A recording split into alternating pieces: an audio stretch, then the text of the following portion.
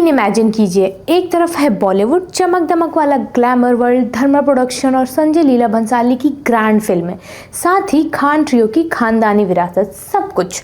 और दूसरी ओर है साउथ सिनेमा, RRR की आग, पुष्पा की झुकेगा नहीं वाली अदा और कंटारा की मिट्टी से निकली सादगी।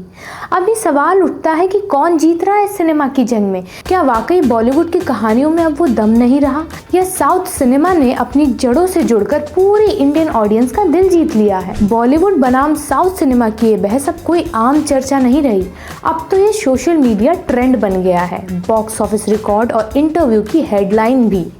तो चलिए आज हम करते हैं इसी बहस का एनालिसिस फिल्मी स्टाइल में, समझते हैं कि क्या बहस जायज़ है भी, और अगर ये है भी तो वो क्या कारण है जिनकी वजह से बॉलीवुड की फिल्मों पर इतनी उंगलियां उठाई जा रही हैं।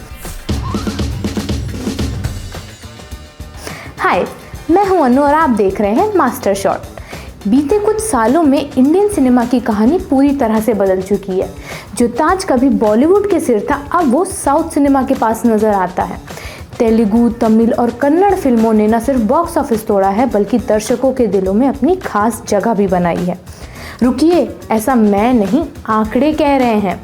पुष्पा की अदा, RRR की रफ्तार, KGF की गोलियों की गरज, साउथ फिल्मों ने एक्शन के साथ वो देसी टच दिया है और इमोशनल कनेक्शन भी, जो दिल से सीधे जुड़ जाता है। वहीं बॉलीवुड, वहाँ तो या तो सिर्फ रीमेक मिलते हैं या सीक्वल्स की लाइन।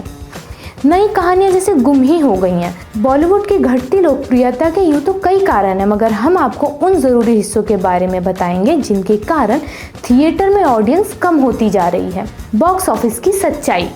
आज के समय में किसी भी फिल्म की सफलता उसके बॉक्स ऑफिस कलेक्शन से मापी जा रही है। फिल्में रिलीज होती हैं और ऑडियंस के बीच फिल्म की कहानी से पहले उसकी कमाई को लेकर चर्चा शुरू हो जाती है। अगर हम पिछले कुछ समय के आंकड़ों को देखें, जैसे 2024 के इंडियन बॉक्स ऑफिस की तस्वीर, तो कुल कलेक्शन 11,833 करोड़ का रहा, जो अब तक का दूसरा सबसे बड़ा आंकड़ा है। लेकिन हैरान करने वाली बात यह है कि इसमें से केवल 4,679 करोड़ की कमाई हिंदी फिल्मों की रही, यानी सिर्फ 40% हिस्सा। और ये भी तब जब इस आंकड़े में हिंदी डब की गई साउथ फिल्में जैसे पुष्पा 2, कल की 28, 98, 80 भी शामिल हैं। और अगर सिर्फ ओरिजिनल हिंदी फिल्मों की बात करें तो उनकी कमाई में 37% तक की गिरावट देखी गई है। दूसरी तरफ साउथ इंडस्ट्री, जिसमें तेलुगु, तमिल, मलयालम और कन्नड़ फिल्में शामिल हैं, ने मिलकर लगभग 60% बॉक्स ऑफिस शेयर हासिल किया। मलयालम सिनेमा ने पहली बार 1000 करोड़ से ऊपर की कमाई की, जबकि तेलुगु और तमिल इंडस्ट्री लगातार पैन इंडिया हिट्स दे रही है।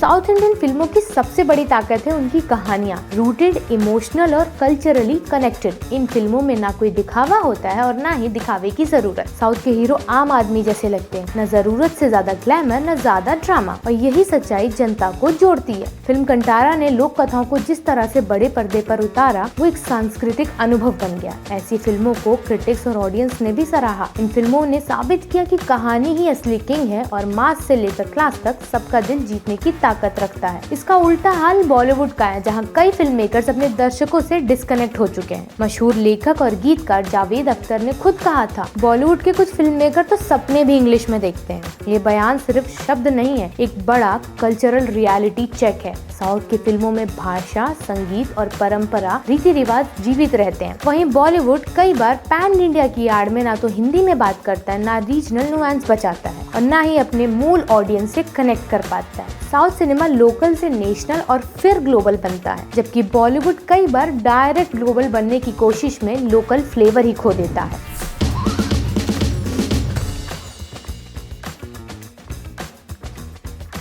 अब ये तो बात हुई आंकड़ों की, चलिए आपको इंडस्ट्री के इनसाइडर्स की राय के बारे में भी बता देते हैं, क्योंकि वो लोग फिल्मों और उनके तैयार होने की प्रोसेस को ज्यादा करीब से समझते हैं। अभिनेता नवाजुद्दीन सिद्दीकी ने कहा था कि बॉलीवुड में मनोज बाजपेयी, इरफान खान जैसे गजब के कलाकारों को बड़े बजट की फिल्मों में कास्ट नहीं किया जाता, जबकि साउथ सिनेमा उन्हें सम्मान और जगह दोनों देता है। ये एक ऐसा बयान है जो पूरे इंडस्ट्री के कंटेंट चयन पर सवाल उठाता है। चर्चित फिल्म निर्माता और निर्देशक अनुराग कश्यप ने भी बॉलीवुड से दूरी बनाने की बात करते हुए कहा था कि ये इंडस्ट्री अब सिर्फ प्रॉफिट और स्टार पावर के पीछे भागती है, क्रिएटिविटी और एक्सपेरिमेंटेशन के लिए कोई जगह नहीं बची, इसीलिए मैं साउथ की ओर जा रहा हूँ। ये तो वो लोग हैं जिन्होंने बॉलीवुड को करीब से देखा, समझा और उसमें काम किया है। इनके अलावा एक्टर और पॉलिटिशियन पवन कल्याण ने बॉलीवुड पर तगड़ा हमला बोलते हुए कहा था कि बॉलीवुड ने कल्चरल कैरेक्टर्स को जोकर बना दिया है। उन्होंने कहा कि जहां साउथ की फिल्मों में संस्कृति और परंपरा को सम्मान मिलता है, वहीं बॉलीवुड में पौराणिक या ग्रामीण किरदारों को अक्सर मजाक बनाकर पेश किया जाता है। फिल्में कैसे चलती हैं?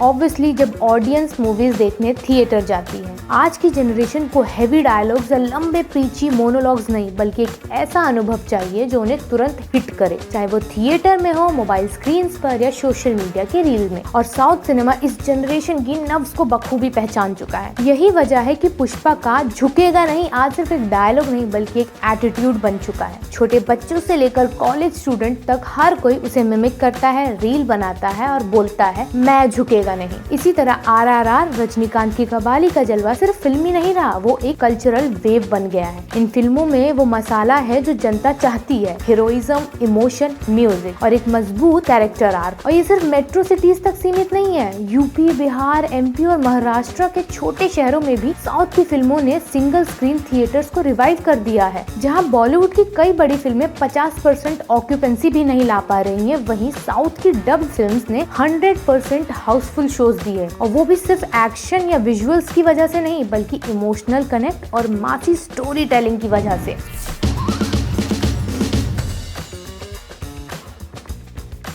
साउथ इंडियन सिनेमा ने अब थिएटर्स की सीमा को पार कर लिया है। अब उनका दबदबा OTT प्लेटफॉर्म्स पर साफ देखा जा सकता है, चाहे वो नेटफ्लिक्स पर ट्रेंड करता KGF चैप्टर 2 का हिंदी डब्ड वर्जन हो या Amazon प्राइम पर छाया कंटारा। साउथ की फिल्मों ने अब स्मार्टफोन की स्क्रीन पर भी दर्शकों का दिल जीत लिया है। कंटारा जैसी रूटेड फिल्म को गाँव का लड़का भी देख रहा है और एक मल्टीनेशनल कंपनी का CEO भी, और यही है साउथ का असली पैन इंडिया असर।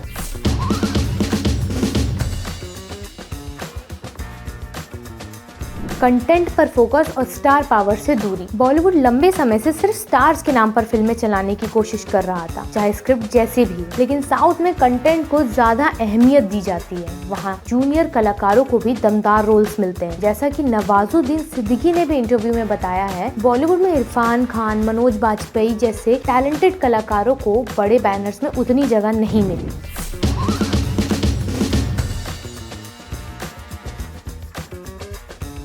साउथ सिनेमा के तेजी से लोकप्रिय होने की एक और बड़ी वजह है टिकट की कीमत और थिएटर एक्सेस। साउथ इंडिया में आज भी फिल्मों को मास एंटरटेनमेंट माना जाता है और इसीलिए वहाँ की राज्य सरकारें टिकट प्राइसिंग को रेगुलेट करती हैं। तमिलनाडु, आंध्र प्रदेश और तेलंगाना जैसे राज्यों में टिकट रेट्स को अफोर्डेबल रखा जाता है, 100 से 150 के बीच, ताकि आम जनता भी सिनेमा का आनंद ले सके। इसके उलट बॉलीवुड फिल्में जब बड़े मल्टीप्लेक्स चेन्स में लगती हैं तो टिकट की कीमत 300 से 500 तक चली जाती है और वीकेंड या हॉलिडे पर तो 700-800 भी हो जाते हैं। ऐसे में मिडिल क्लास या वर्किंग क्लास दर्शक थिएटर जाने के बजाय OTT की ओर रुख करता है, और यही वो रास्ता है जिससे साउथ की फिल्मों को एक नेशनल ऑडियंस मिला। खासकर कोविड के बाद जब घर पर ही कंटेंट देखने का चलन बढ़ा, साउथ की फिल्मों ने अपनी जड़ों से नेशनल पहचान बना ली। कॉर्पोरेट दबाव और रचनात्मकता की कमी भी बॉलीवुड को नुकसान पहुंचा रही है। आज फिल्में पैशन से नहीं, एक्शन सीट से चल रही हैं। बड़े स्टूडियो और कॉर्पोरेट प्रोडक्शन हाउस केवल ROI यानी रिटर्न ऑन इन्वेस्टमेंट देख रहे हैं, जिससे फिल्मों में ना तो आत्मा बची है और ना ही कोई रचनात्मक जोखिम लेने की हिम्मत। यही वजह है कि फिल्में एक जैसी लगती हैं, वही पुराने स्टार, वही फॉर्मूला, वही ना चलने वाली कहानियाँ। आज जब दर्शक थिएटर की टिकट खरीदते हैं तो वो ये नहीं सोचते कि फिल्म हिंदी है या तेलुगु, वो ये सोचते हैं कि कहानी दमदार है या नहीं। और यही फर्क साउथ सिनेमा के पक्ष में गया। बॉलीवुड को अगर वापसी करनी है तो उसे भी स्टार से ज्यादा स्क्रिप्ट से प्यार करना होगा, क्योंकि अब जमाना है सिनेमा का, ना कि